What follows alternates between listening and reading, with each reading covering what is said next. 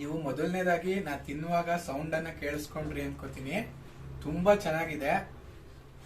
ಹಲ್ದಿರಾಮ್ಸ್ ಅವ್ರದ್ದು ಏನ್ ಬರುತ್ತೆ ಪ್ಯಾಕೆಟ್ ಅಲ್ಲಿ ಒಂದು ಹೆಸರು ಬೇಳೆ, ಅದೇ ಪರ್ಫೆಕ್ಟ್ ಆಗಿ ಹಂಗೆ ಬಂದಿದೆ.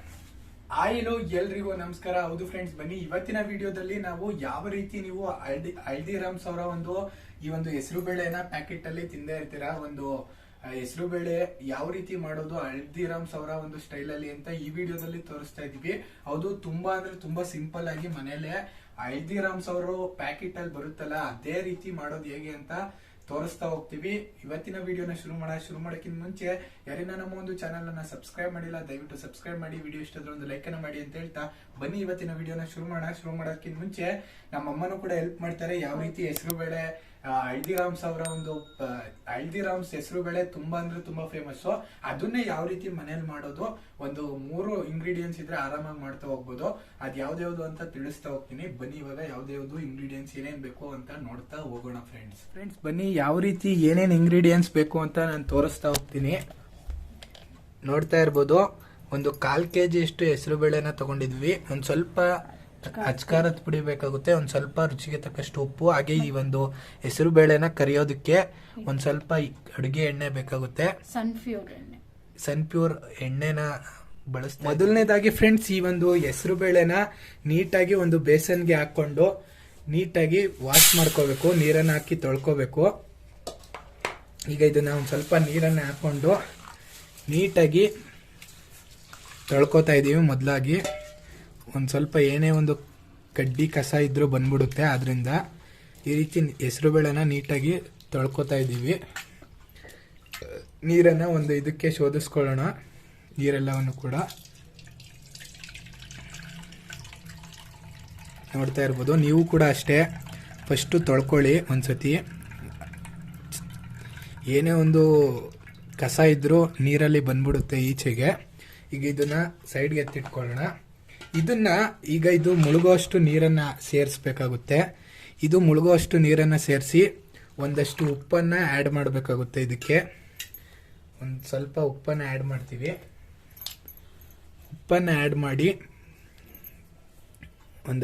ಒಂದು ಸ್ಪೂನ್ನಷ್ಟು ಉಪ್ಪನ್ನ ಹಾಕಿದ್ರೂ ಪರವಾಗಿಲ್ಲ. ಈಗ ಉಪ್ಪನ್ನ ಹಾಕೊಂಡು ಇದನ್ನ ಒಂದು 2 ರಿಂದ 3 ಗಂಟೆಗಳ ಕಾಲ ಕರೆಕ್ಟಾಗಿ ನೆನಿಬೇಕು. ನೀವು 2 ರಿಂದ 3 ಗಂಟೆ ಕಾಲ ನೆನ್ಸಕ್ಕಾಗ್ಲಿಲ್ಲ ಅಂದ್ರು ಒಂದು ರಾತ್ರಿ ಪೂರ್ತಿ ನೆನೆಸಿಟ್ರು ನಡೆಯುತ್ತೆ. ಈಗ ನಾವು 2 ರಿಂದ 3 ಗಂಟೆ ಕರೆಕ್ಟಾಗಿ ನೆನ್ಸ್ಕೋತೀವಿ. ಇದು 2 ರಿಂದ 3 ಗಂಟೆ ನೆನಿಲಿ ಇರ್ಬೋದು ಫ್ರೆಂಡ್ಸ್. ಈಗ ಈ ಒಂದು 2 ಗಂಟೆಗಳ ಕಾಲ ನೀಟಾಗಿ ನೆಂದಿದೆ. ಈ ಒಂದು ಹೆಸರು ಬೇಳೆ ನೋಡ್ತಾ ಇರ್ಬೋದು, ನೀಟಾಗಿ ನೆಂದಿದೆ. ಈಗ 2 ಗಂಟೆ ನಂತರ ಇದನ್ನ ಒಂದು ನೀರೆಲ್ಲವನ್ನು ಕೂಡ ಶೋಧಿಸ್ಕೋಬೇಕು. ಒಂದು ಈ ರೀತಿ ಜಾಲರಿನ ತಗೊಂಡು ಈಗ ನಾನು ನೀರೆಲ್ಲವನ್ನು ಕೂಡ ಶೋಧಿಸ್ಕೋತಾ ಇದ್ದೀನಿ. ನೋಡ್ತಾ ಇರ್ಬೋದು, ಈ ರೀತಿ ನೀಟಾಗಿ ನೀರೆಲ್ಲವನ್ನು ಕೂಡ ಶೋಧಿಸ್ಕೊಳ್ಳೋಣ. ನೀರೆಲ್ಲವೂ ಕೂಡ ಶೋಧಿಸ್ಕೊಂಡ ನಂತರ ಇವೆಲ್ಲವನ್ನು ಕೂಡ ಇದೇ ರೀತಿ ಹಾಕೊಳ್ಳಿ. ನೀರೆಲ್ಲವೂ ಕೂಡ ಶೋಧಿಸ್ಕೋಬೇಕು. ಈಗ ಇದನ್ನ ನೀಟಾಗಿ ಶೋಧಿಸ್ಕೋತೀನಿ. ಇದು ನೀರೆಲ್ಲ ನೀಟಾಗಿ ಸೋರ್ಬೇಕು. ನೋಡ್ತಾ ಇರ್ಬೋದು ಫ್ರೆಂಡ್ಸ್, ಈ ರೀತಿ ಎಲ್ಲವನ್ನು ಕೂಡ ಹಾಕೊಂಡು ಇದು ನೀಟಾಗಿ ನೀರೆಲ್ಲವೂ ಕೂಡ ಶೋಧಿಸ್ಕೋಬೇಕು. ಈ ನೀರೆಲ್ಲ ಕೂಡ ನೀಟಾಗಿ ಸೋರ್ಬೇಕು. ಈ ಒಂದು ಸೋರ್ಸೋ ಜಾಲರಿಗೆ ನಾನು ಸೋರ್ ಹಾಕೊಂಡಿದ್ದೀನಿ. ಅದು ನೀಟಾಗಿ ನೀರೆಲ್ಲವೂ ಕೂಡ ಸೋರ್ಲಿ. 1-2 ನಿಮಿಷ. ಒಂದು ಕಾಟನ್ ಬಟ್ಟೆ ಅಥವಾ ಒಂದು ಪಂಚೆನ ತಗೋಬೇಕಾಗುತ್ತೆ. ಕಾಟನ್ ಪಂಚೆನ ತಗೊಂಡಿದ್ದೀವಿ ನಾವು ಇಲ್ಲಿ. ನೀವು ಯಾವುದೇ ಒಂದು ಕಾಟನ್ ಬಟ್ಟೆ, ನೀರು ಹೀರುವಂತ ಬಟ್ಟೆನ ತಗೋಬೇಕು. ಒಂದು ಬಟ್ಟೆನ ನಿಮ್ಮ ಒಂದು ಫ್ಯಾನ್ ಕೆಳಗಡೆ ಹಾಕ್ಬಿಟ್ಟು ಇದನ್ನ ಈ ಒಂದು ಹೆಸರು ಬೇಳೆ ನೆಂದಿರೋದೆಲ್ಲವನ್ನು ಕೂಡ ಹಾಕೋತಾ ಇದ್ದೀನಿ. ಈಗ ಇದನ್ನ ನೀವು ಬಿಸಿಲಲ್ಲಿ ಯಾವುದೇ ಕಾರಣಕ್ಕೂ ಒಣಗಿಸ್ಬಾರ್ದು. ನಾನು ಈಗ ಎಲ್ಲವನ್ನು ಕೂಡ ಹಾಕೋತಾ ಇದ್ದೀನಿ ನೀಟಾಗಿ. ಈಗೆಲ್ಲವನ್ನು ಕೂಡ ಹಾಕೊಂಡ ನಂತರ ಇದನ್ನ ಫ್ಯಾನ್ ಕೆಳಗಡೆನೆ ಒಂದು ಅರ್ಧ ಗಂಟೆ ಒಣಗಿಸ್ಕೋಬೇಕಾಗುತ್ತೆ. ಇದು ಯಾವುದೇ ಕಾರಣಕ್ಕೂ ನೀವು ಬಿಸಿಲಲ್ಲಿ ಒಣಯಾಕಕ್ಕೆ ಹೋಗ್ಬಾರ್ದು. ನೋಡ್ತಾ ಇರ್ಬೋದು, ಫ್ಯಾನ್ ಕೆಳಗಡೆನೆ ಹಾರಾಕ್ತಾ ಇದ್ದೀವಿ. ಅಥವಾ ಫ್ಯಾನ್ ಇಲ್ಲ ಅಂದ್ರೂ ಪರವಾಗಿಲ್ಲ, ಮನೆ ಒಳಗೆ ಹಾರಾಕಿ, ಬಿಸಿಲುಗಂತೂ ಹಾರಾಕಕ್ಕೆ ಹೋಗ್ಬಿಡಿ. ಇದೆಲ್ಲವೂ ಕೂಡ ಒಂದು ಅರ್ಧ ಗಂಟೆಗಳ ಕಾಲ ನೋಡ್ತಾ ಇದ್ದೀರಲ್ಲ, ಈ ಒಂದು ಟೈಪಲ್ಲಿ ಹಾರಾಕಿದ್ದೀನಿ. ಪೂರ್ತಿ ಹಾರೋದಕ್ಕೆ ಬಿಡಿ, ನೀರೆಲ್ಲವೂ ಕೂಡ ಹೀರ್ಕೊಳ್ಳುತ್ತೆ. ಒಂದು ಅರ್ಧ ಗಂಟೆ ಕಾಲ ಇದು ಆರ್ಲಿ. ನೀಟಾಗಿ ಇದನ್ನ ಅರ್ಧ ಗಂಟೆ ಬಿಡಲೇಬೇಕು ನೀವು. ಅದು ಫ್ಯಾನ್ ಕೆಳಗಡೆ ಆಗಿರ್ಬೋದು ಅಥವಾ ಹಂಗೆ ನಾರ್ಮಲ್ ಆಗಿ ಮನೆ ಒಳಗೆ ಹಾರಾಕ್ಬೇಕು. ಬಿಸಿಲುಗಂತೂ ಹಾಕಕ್ಕೆ ಹೋಗ್ಬೇಡಿ. ನೋಡ್ತಾ ಇರ್ಬೋದು ಫ್ರೆಂಡ್ಸ್, ಈಗ ಯಾವ ರೀತಿ ನಾವು ನೀಟಾಗಿ ತೆಳ್ಳಗೆ ಹಾರಾಕಿದೀವಿ ನೋಡ್ತಾ ಇರ್ಬೋದು. ನಾನು ತೋರಿಸ್ತಾ ಇದ್ದೀನಿ ನಿಮಗೆ, ಫ್ಯಾನ್ ಸೌಂಡು ಕೂಡ ಕೇಳಿಸ್ತಾ ಇದೆ ಅನ್ಕೋತೀನಿ. ಈ ರೀತಿ ನೀಟಾಗಿ ತೆಳ್ಳಕ್ಕೆ ಹಾರಾಕೋದ್ರಿಂದ ಬೇಗ ಒಣಗುತ್ತೆ ಎಲ್ಲವೂ ಕೂಡ. ಈಗ ಆಲ್ಮೋಸ್ಟ್ ಅರ್ಧ ಗಂಟೆ ಒಣಗಿದೆ ಇದು. ಈಗ ಇದನ್ನು ನೀಟಾಗಿ ಎತ್ಕೊಳ್ಳೋಣ ಪಾತ್ರೆಗೆ, ಒಂದು ಬೇಸನ್ಗೆ. ಆ ಒಂದು ಬೇಸನ್ಗೆ ಎತ್ಕೊಳ್ಳೋಣ. ಈ ರೀತಿ ಒಂದು ಕಡೆಯಿಂದ ನೀಟಾಗಿ ಎಲ್ಲವನ್ನು ಕೂಡ ಎತ್ಕೋತಾ ಇದ್ದೀವಿ. ನೋಡ್ತಾ ಇರ್ಬೋದು, ನಾನು ನಿಮಗೆ ಲೈವಲ್ಲಿ ತೋರಿಸ್ತಾ ಇದ್ದೀನಿ. ಫ್ಯಾನ್ ಸೌಂಡು ಕೂಡ ಆಗ್ತಾ ಇದೆ. ಈಗ ಇದನ್ನು ನೀಟಾಗಿ ಒಂದು ಬೇಸನ್ಗೆ ಎತ್ತಿಟ್ಕೊಳ್ಳೋಣ. ಸರಿ, ನೋಡ್ತಾ ಇರ್ಬೋದು ಬೇಸನಕ್ಕೆ ತುಂಬ್ತಾ ಇದ್ದಾರೆ. ಈಗ ಫ್ಯಾನ್ ಕೂಡ ಆಫ್ ಮಾಡ್ಕೊಂಡಿದ್ದೀನಿ. ಈಗ ಎಲ್ಲವನ್ನು ಕೂಡ ಬೇಸನ್ಗೆ ಹಾಕೋತಾ ಇದ್ದೀವಿ. ನೋಡ್ತಾ ಇರ್ಬೋದು, ಎಲ್ಲವನ್ನು ಕೂಡ ಈ ರೀತಿ ನೀಟಾಗಿ ತೆಕ್ಕೊಂಡು ನೋಡಿ, ಎಲ್ಲವೂ ಕೂಡ ಬೇಸನ್ಗೆ ಎತ್ತಿಟ್ಕೋತಾ ಇದ್ದೀವಿ. ನೀವು ಕೂಡ ಅಷ್ಟೇ ತೆಳ್ಳಗೆ ಹಾರಾಕೋದ್ರಿಂದ ಬೇಗ ಆರುತ್ತೆ. ನೋಡ್ಬೋದು, ಅವು ಕೂಡ ಬರ್ತಾ ಇದೆ. ಎತ್ಕೊಂಡಿದ್ದೀವಿ. ಇದು ನೋಡ್ತಾ ಇದ್ದೀರಲ್ಲ, ಇಷ್ಟಾದರೆ ಸಾಕಾಗುತ್ತೆ. ಇಷ್ಟು ನೀಟಾಗಿ ಎಲ್ಲವನ್ನು ಕೂಡ ಎತ್ಕೊಳ್ಳೋಣ ಫ್ರೆಂಡ್ಸ್. ಈ ರೀತಿ ಒಂದು ಸ್ಟೀಲ್ ಅಥವಾ ಪ್ಲಾಸ್ಟಿಕ್ ಅನ್ನ ಬಿಟ್ಟು ಬೇರೆ ಯಾವುದೇ ಒಂದು ಸ್ಟೀಲ್ ತರದ್ದು ಒಂದು ಕಾಫಿ ಸಾಲ್ಸ್ ಜಾಲರಿನ ನೀವು ತಗೋಬೇಕಾಗುತ್ತೆ. ಸ್ಟೀಲಿಂದ ತಗೋಬೇಕು. ಇದಕ್ಕೆ ನೀವು ಈ ಒಂದು ಸ್ಪೂನ್ ಅನ್ನ ತಗೊಂಡು ಒಂದೊಂದೇ ಸ್ಪೂನ್ ಹಾಕೊಂಡು, ನಿಮ್ಮ ಹತ್ರ ದೊಡ್ಡದಿದ್ರೆ ತುಂಬಾ ಈಸಿಯಾಗಿ ಬೇಗ ಆಗುತ್ತೆ.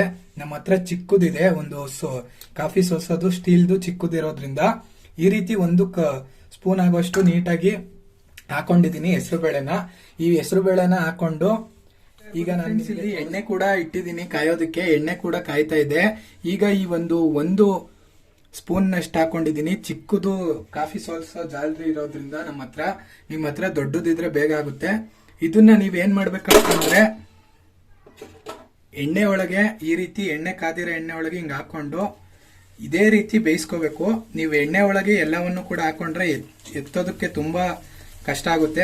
ಸಣ್ಣದ ಇರೋದ್ರಿಂದ ಎತ್ತೋದಕ್ಕೆ ಕಷ್ಟ ಆಗುತ್ತೆ. ಈ ರೀತಿ ಚೂರೇ ಆಗ್ತಾ ಇದೆ, ಯಾಕಂದ್ರೆ ಚಿಕ್ಕದಿದೆ ಕಾಫಿ ಸೋಸೋದು. ನೀವು ದೊಡ್ಡದನ್ನ ತಗೊಂಡು ಈ ರೀತಿ ಮಾಡಿದ್ರೆ ನೀಟಾಗಿ ಈ ಒಂದು ಬಬಲ್ಸ್ ಬರ್ತಿದ್ಯಲ್ಲ, ಈ ಬಬಲ್ಸ್ ಎಲ್ಲವೂ ಕೂಡ ಕಮ್ಮಿ ಆಗೋ ಗಂಟ ನೀಟಾಗಿ ಇದೇ ರೀತಿ ಬೇಯಿಸ್ಕೋಬೇಕು. ಇದೇ ರೀತಿ ಬೇಯಿಸ್ಕೊಂಡ್ರೆ ನಿಜವಾಗ್ಲೂ ಖಂಡಿತವಾಗ್ಲೂ ಏನೊಂದು ಹಲ್ದಿರಾಮ್ಸ್ ಅವ್ರದ್ದು ತಿಂತಿರೋ ಹೆಸರುಬೇಳೆ ಅದೇ ರೀತಿ ಆಗುತ್ತೆ. ಸೇಮು, ಒಂದು ಚೂರು ಡಿಫ್ರೆನ್ಸು ಗೊತ್ತಾಗೋದೇ ಇಲ್ಲ ನಿಮಗೆ. ಆದರೆ ಈ ಒಂದು ಕಾಫಿ ಸೋಸ ಜಾಲರಿ ಒಂದು ಸ್ವಲ್ಪ ದೊಡ್ಡದನ್ನ ತಗೊಳ್ಳಿ. ನಮ್ಮ ಹತ್ರ ಸಿಗ್ಲಿಲ್ಲ ಯಾವುದುವೆ, ಚಿಕ್ಕದೇ ಇದ್ದಿದ್ದು, ಆದ್ರಿಂದ ಮಾಡ್ತಾ ಇದ್ದೀನಿ ಇದರಲ್ಲೇ. ಈಗ ನೋಡ್ತಾ ಇರ್ಬೋದು, ಈ ರೀತಿ ಗುಳ್ಳೆ ಮುಟ್ಟೆ ಬರ್ತಾ ಇದೆಯಲ್ಲ, ಈ ಬಬಲ್ಸ್ ಎಲ್ಲವೂ ಕೂಡ ಕಮ್ಮಿ ಆಗ್ತಾ ಹೋಗ್ಬೇಕು. ಅಲ್ಲಿ ಗಂಟ ಈ ರೀತಿ ನೀಟಾಗಿ ಎಣ್ಣೆಲೆ ಬೇಯಿಸ್ಕೋಬೇಕು. ನೋಡಿ, ಎಣ್ಣೆಲೆ ಫ್ರೈ ಆಗ್ತಾ ಇದೆ. ಇದು ಎಣ್ಣೆ ಒಳಗೆ ಹಾಕ್ಬಿಟ್ರೆ ನಿಮಗೆ ಎತ್ತೋದಕ್ಕೆ ತುಂಬಾ ಕಷ್ಟ ಆಗುತ್ತೆ. ಯಾಕೆಂದ್ರೆ ತುಂಬಾ ಚಿಕ್ಕಕ್ಕಿರೋದ್ರಿಂದ ಹೆಸರುಬೇಳೆ ಸಣ್ಣದು ಸಿಗೋದೇ ಇಲ್ಲ ನಿಮ್ಮ ಒಂದು ಜಾಲರಿಗೆ. ಆದ್ರಿಂದ ಈ ರೀತಿನೇ ಬೇಯಿಸ್ಕೊಳ್ಳಿ. ಬಬಲ್ಸ್ ಎಲ್ಲವೂ ಕೂಡ ಕಮ್ಮಿ ಆಗುತ್ತೆ. ನೋಡಿ, ಬಬಲ್ಸ್ ಎಲ್ಲವೂ ಕಮ್ಮಿ ಆಗ್ತಾ ಬರ್ತಾ ಇದೆ. ಅಲ್ಲಿ ಗಂಟ ಬೇಯಿಸ್ಕೊತಾ ಇದ್ದೀನಿ. ಒಂದು 2 ಸೆಕೆಂಡ್ ಬೇಯಿಸ್ಕೊಳ್ಳೋಣ. ನೋಡಿ, ಬಬಲ್ಸ್ ಎಲ್ಲವೂ ಕೂಡ ಕಮ್ಮಿ ಆಗೋಗ್ತಾ ಇದೆ. ಗರ್ಗಾಗ್ ಆಗ್ತಾ ಇದೆ ಅಂತ ಬಬಲ್ಸ್ ಎಲ್ಲವೂ ಕೂಡ ಪೂರ್ತಿ ಕಮ್ಮಿ ಆಗಬೇಕು. ಇನ್ನೊಂದು ಚೂರು ಕಮ್ಮಿ ಆದ್ಮೇಲೆ ಎತ್ತೋಣ. ನೋಡಿ, ಪೂರ್ತಿ ಬಬಲ್ಸ್ ಎಲ್ಲ ಕೂಡ ಕಮ್ಮಿ ಆಗೋಗಿದೆ. ಇಷ್ಟಾದ್ರೆ ಗರ್ಮಾಗಿದೆ ಅಂತ ನಿಮಗೆ ಗೊತ್ತಾಗುತ್ತೆ. ನೋಡಿ, ನೀಟಾಗಿ ಬಬಲ್ಸ್ ಎಲ್ಲವೂ ಕೂಡ ನಿಂತೋಯ್ತು. ಈಗ ಇಷ್ಟಾದ್ರೆ ಸಾಕು. ನೋಡಿ, ಬಬಲ್ಸ್ ಎಲ್ಲವೂ ಕೂಡ ನಿಂತೋಗಿದೆ. ಈಗ ಸೌಂಡ್ ಗೊತ್ತಾಗ್ತಿದೆ ಅನ್ಕೋತೀನಿ, ಕೇಳಿಸ್ತಿದೆ ನನಗಂತೂ. ಇಷ್ಟಾದ್ರೆ ನೀಟಾಗಿ ಎಣ್ಣೆನ ಸೋರಿಸ್ಕೊಂಡು, ಪಕ್ಕದಲ್ಲಿ ನಿಮಗೆ ಕಾಣಿಸ್ತಿದೆ ಅನ್ಕೋತೀನಿ, ಒಂದು ಸೊಪ್ಸೋಸ ಜಾಲರಿನ ಇಟ್ಕೊಂಡಿದ್ದೀನಿ, ಇದಕ್ಕೆ ಹಾಕೋತಿದ್ದೀನಿ. ಇದೇ ರೀತಿ ಪುನಃ ತೋರಿಸ್ತೀನಿ ನಾನು ಇನ್ನೂ ಒಂದ್ಸತಿ. ನೋಡಿ ಪುನಃ ಇನ್ನೂ ಒಂದು ಸ್ಪೂನ್ನಷ್ಟು ಹಾಕೊಂಡಿದ್ದೀನಿ. ಚಿಕ್ಕದಿರೋದ್ರಿಂದ ಚಿಕ್ಕದ್ರಲ್ಲೇ ಮಾಡ್ತಾ ಇದ್ದೀನಿ. ನೀವು ದೊಡ್ಡನ್ ತಗೊಂಡು ಈ ರೀತಿ ನೋಡಿ, ಈ ರೀತಿ ಹಾಕಿದ ತಕ್ಷಣ ಬಬಲ್ಸ್ಗಳು ಜಾಸ್ತಿ ಬರ್ತಾ ಇರುತ್ತೆ. ಬಬಲ್ಸ್ ಎಲ್ಲವೂ ಕೂಡ ಕಮ್ಮಿ ಆಗೋ ಗಂಟ ನೀಟಾಗಿ ಫ್ರೈ ಮಾಡ್ಕೋಬೇಕು.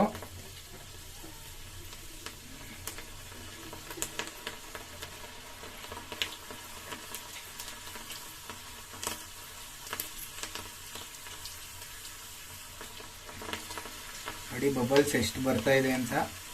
ಬಬಲ್ಸ್ ಎಲ್ಲವೂ ಕೂಡ ಕಮ್ಮಿ ಆಗ್ತಾ ಹೋಗ್ಬೇಕು.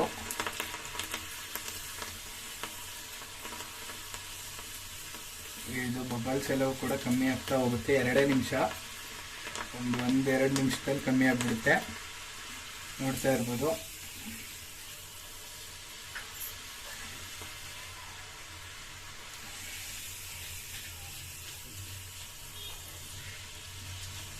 ತುಂಬಾ ಅಂದ್ರೆ ತುಂಬಾ ಚೆನ್ನಾಗಿರುತ್ತೆ. ಒಂದ್ಸತಿ ಮಾಡ್ಕೊಂಡ್ರೆ ನೀವು 1 ತಿಂಗಳು ಗಂಟ ಸ್ಟೋರ್ ಮಾಡಿ ಇಟ್ಕೋಬಹುದು. ಇಷ್ಟೊಂದು ಜನ ನಮ್ಮ ವಿಡಿಯೋಸ್ಗಳನ್ನ ನೋಡ್ತಾ ಇದ್ದೀರಾ, ಇದೇ ರೀತಿ ನೋಡ್ತಾ ಇರಿ. ಇನ್ನೂ ರೆಸಿಪೀಸ್ ಯಾವ್ದಾರ ಬೇಕು ಅಂದ್ರೆ ದಯವಿಟ್ಟು ಕಮೆಂಟ್ ಬಾಕ್ಸಲ್ಲಿ ಕಮೆಂಟ್ ಮಾಡಿ. ಆ ಒಂದು ರೆಸಿಪೀಸ್ಗಳನ್ನ ನಾವು ಮಾಡೇ ಮಾಡ್ತೀವಿ. ಒಂದು ಸ್ವಲ್ಪ ಲೇಟ್ ಆಗ್ಬೋದೇನೋ, ಒಟ್ಟಿನಲ್ಲಿ ಮಾಡೇ ಮಾಡ್ತೀವಿ. ಖಂಡಿತವಾಗ್ಲೂ ಮಾಡೋದಕ್ಕೆ ಪ್ರಯತ್ನ ಪಡ್ತೀವಿ. ನಮ್ಮ ಒಂದು ಚಾನಲನ್ನು ಎಷ್ಟೊಂದು ಜನ ನೋಡ್ತಿದ್ದೀರಾ, ಸಬ್ಸ್ಕ್ರೈಬ್ ಮಾಡ್ಕೋತಿಲ್ಲ, ದಯವಿಟ್ಟು ಸಬ್ಸ್ಕ್ರೈಬ್ ಮಾಡ್ಕೊಳ್ಳಿ. ಸಬ್ಸ್ಕ್ರೈಬ್ ಮಾಡೋದ್ರಿಂದ ನಮಗೂ ಕೂಡ ಇನ್ನಷ್ಟು ಪ್ರೋತ್ಸಾಹ ಸಿಗುತ್ತೆ. ನೋಡ್ತಾ ಇರ್ಬೋದು, ಈಗ ಇದು ಬಬಲ್ಸ್ ಎಲ್ಲವೂ ಕೂಡ ಕಮ್ಮಿ ಆಗ್ತಾ ಹೋಗ್ತಾ ಇದೆ. ಅಂದ್ರೆ ನೀಟಾಗಿ ರೋಸ್ಟ್ ಆಗಿದೆ ಅಂತಾನೆ ಅರ್ಥ. ನೋಡ್ತಾ ಇರ್ಬೋದು, ಪೂರ್ತಿ ಬಬಲ್ಸ್ ಎಲ್ಲವೂ ಕೂಡ ಕಮ್ಮಿ ಆಗಿದೆ.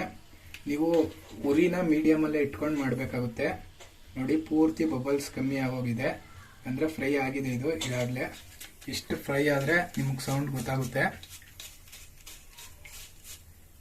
ಎಣ್ಣೆ ಎಲ್ಲ ಕೂಡ ನೀಟಾಗಿ ಹಿಂಗೆ ಸೋರಿಸ್ಕೊಂಡು ನೀಟಾಗಿ ನೋಡಿ, ನಾನು ನಿಮಗೆ ತೋರಿಸ್ತಾ ಇದ್ದೀನಿ. ಕಾಣಿಸ್ತಾ ಇದೆಯೋ ಎಲ್ಲೋ ಗೊತ್ತಿಲ್ಲ. ತುಂಬ ಚೆನ್ನಾಗಿ ಬಂದಿದೆ. ಈಗ ಇದನ್ನ ಸೈಡಲ್ಲಿ ಹಾಕೋತಾ ಇದ್ದೀನಿ ಇಲ್ಲಿ. ಅದೇ ರೀತಿ ಈಗ ನಾನು ತೋರಿಸಿದ ರೀತಿನೇ ಎಲ್ಲವನ್ನು ಕೂಡ ಬೇಯಿಸ್ಕೋಬೇಕಾಗುತ್ತೆ. ನಮ್ದು ಚಿಕ್ಕದಿರೋದ್ರಿಂದ ನೀವು ದೊಡ್ಡದು ತಗೊಂಡ್ರೆ ಈ ಒಂದು ಸ್ಟೀಲ್ದು ಬೇಗ ಆಗುತ್ತೆ. ಈಗ ನಾನು ಎಲ್ಲವನ್ನು ಕೂಡ ಫ್ರೆಂಡ್ಸ್, ಎಲ್ಲವನ್ನು ಕೂಡ ನೀಟಾಗಿ ಈ ರೀತಿ ಬೇಯಿಸಿಟ್ಕೊಂಡಿದೀವಿ, ನೀಟಾಗಿ ಫ್ರೈ ಮಾಡಿ ಇಟ್ಟಿದ್ದೀವಿ. ಈಗ ಇದು ಒಂದು ಸ್ವಲ್ಪ ಎಣ್ಣೆ ಎಲ್ಲವೂ ಕೂಡ ಸೋರಿದೆ, ಬಟ್ ಆದ್ರೂ ಮೇಲ್ಮೇಲೆ ಎಣ್ಣೆ ಇದೆ. ಆಗ ಅದಕ್ಕೋಸ್ಕರ ಒಂದು ಟಿಶ್ಯೂ ಪೇಪರ್ ಅನ್ನ ತಗೊಂಡು ಎಲ್ಲವನ್ನು ಕೂಡ ಈ ರೀತಿ ನೀಟಾಗಿ ಕೈಯಲ್ಲಿ ಈ ರೀತಿ ನೀಟಾಗಿ ಒರೆಸ್ಕೊಳ್ಳೋಣ. ಟಿಶ್ಯೂ ಪೇಪರ್ ಇಂದ ಹಿಂಗೆ ಒಂದೆರಡು ಸತಿ ಇದನ್ನ ಮಾಡ್ಕೊಂಡ್ರೆ ಈ ಒಂದು ಎಣ್ಣೆ ಎಲ್ಲ ನೋಡ್ತಾ ಇರ್ಬೋದು ಟಿಶ್ಯೂ ಪೇಪರ್ಗೆ ಬರ್ತಾ ಇದೆ. ಈ ಎಣ್ಣೆ ಎಲ್ಲವೂ ಕೂಡ ಈ ರೀತಿ ನೀಟಾಗಿ ಹಿಂಗೆ ಟಿಶ್ಯೂ ಪೇಪರ್ ಅಲ್ಲಿ ಹಿಂಗೆ ಒರೆಸ್ಕೊಬಿಡೋಣ. ರಬ್ ಮಾಡಿದ್ರೆ ಎಲ್ಲವನ್ನು ಕೂಡ ಈ ರೀತಿ ನೀಟಾಗಿ ಎಣ್ಣೆ ಎಲ್ಲವೂ ಕೂಡ ಟಿಶ್ಯೂ ಪೇಪರ್ಗೆ ಬಂದ್ಬಿಡುತ್ತೆ.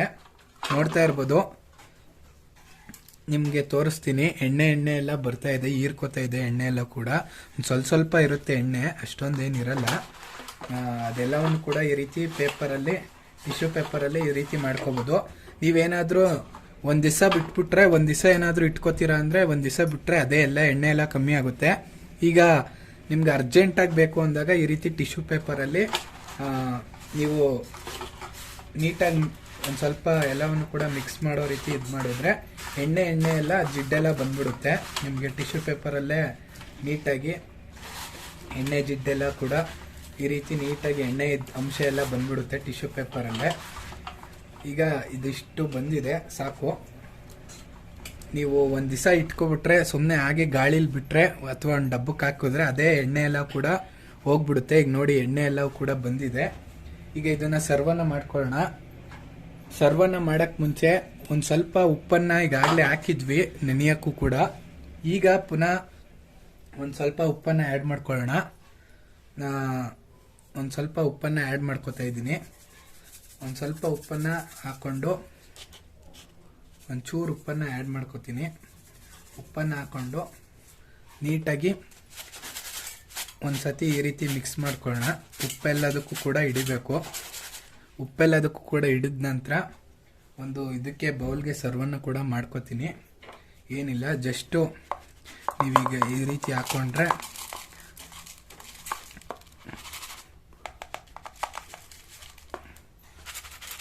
ನೋಡ್ತಾ ಇರ್ಬೋದು. ನಾನು ನಿಮಗೆ ತೋರಿಸ್ತಾ ಇದ್ದೀನಿ. ಈಗ ರೆಡಿಯಾಗಿದೆ. ಎಷ್ಟು ಚೆನ್ನಾಗಿ ಬಂದಿದೆ ಅಂತ ನೋಡಿ. ನೀವು ಇದಕ್ಕೆ ಖಾರ ಬೇಕು ಅಂದರೆ ಖಾರದ ಪುಡಿನೂ ಕೂಡ ಆ್ಯಡ್ ಮಾಡ್ಕೋಬೋದು. ಖಾರದ ಪುಡಿ ಆಪ್ಷನಲ್ ಆಗಿರುತ್ತೆ. ಒಬ್ಬೊಬ್ರು ಉಪ್ಪುಂದೇ ತಿಂತೀನಿ ಅಂದರೆ ಉಪ್ಪುಂದೇ ತಿನ್ಬೋದು. ಈಗ ನಾನು ಹೇಗಿತ್ತು ಅಂತ ತಿನ್ಬಿಟ್ಟು ಹೇಳ್ತೀನಿ, ಬನ್ನಿ ಫ್ರೆಂಡ್ಸ್. ಹೌದು ಫ್ರೆಂಡ್ಸ್, ನೋಡಿ ಈಗ ನಾನು ಹೇಗಿದೆ ಅಂತ ತಿನ್ಬಿಟ್ಟು ಹೇಳ್ತೀನಿ. ಹಲ್ದಿರಾಮ್ಸ್ ಅವ್ರ ತರನೇ ಬಂದಿದೆ ನೋಡೋದಕ್ಕೆ, ತುಂಬಾ ಅದೇ ತರ ಇದೆ. ಈಗ ತಿಂದು ನೋಡ್ತೀನಿ ಹೇಗಿದೆ, ಚೆನ್ನಾಗಿದೆಯೋ ಚೆನ್ನಾಗಿಲ್ವೋ ಅಂತ.